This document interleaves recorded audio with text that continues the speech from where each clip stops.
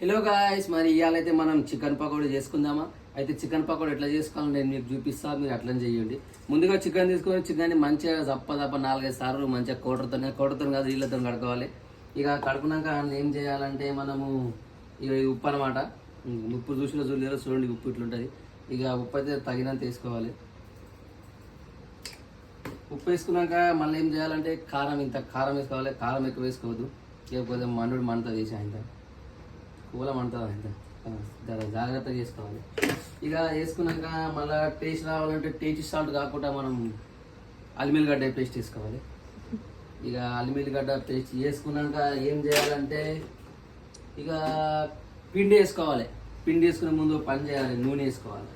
అట్లెట్లయితుంది. ఇక నూనె మంచిగా కొంచెం వేసుకోవాలి. మంచిగా నూనె పట్టాలి దానికి మంచిగా గట్టిగా జబర్దస్త్. ఇక నూనె వేసుకున్నాక ఏం చేయాలంటే ఇక కొంచెం గరం మసాలా వేసుకోవాలి. గరం మసాలా తెలుసుగా, గరం మసాలా అంటే వేడి మసాలా. ఇది మొత్తం గరం మసాలా వేసుకున్నాక అదే చికెన్ మసాలా అనమాట. ఇది చికెన్ కోడి మసాలా, చికెన్ మసాలా గిట్ట వేసుకోవాలి మనం.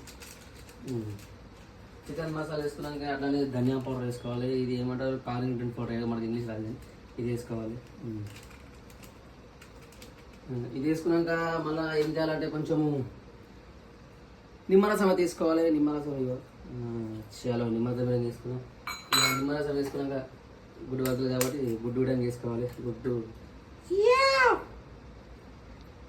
లపలపల పడ్డది గుడ్డు వేసుకున్నాక లాస్ట్ అండ్ ఫైనల్లో మనం పిండి అయితే వేసుకోవాలి. ఇది శనగపిండి అనమాట. కైకపిండి అంటే శనగపిండి వేసుకొని ఏం చేయాలంటే రప కలపాలి. ఇట్లా చూపి మంచిగా. ఏం వీడియోగ్రాఫర్ ఉన్నదమ్మా ఇవే.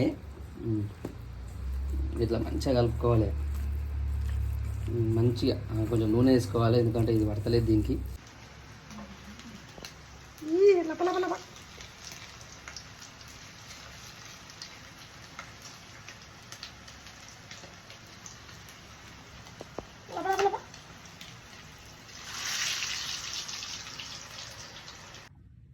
उसको डालते इसको डालते